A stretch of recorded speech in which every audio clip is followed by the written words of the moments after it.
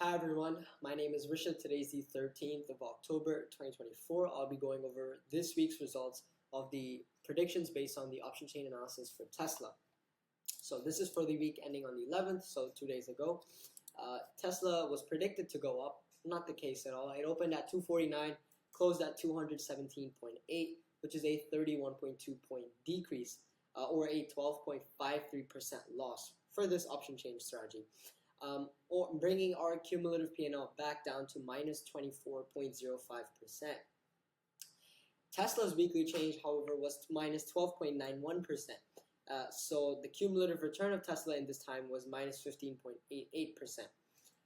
And the alpha generated in this time, our alpha actually went up to minus 8.17%. This is just a short video going over these results. Thank you for watching. Enjoy, and I will see you in the next video.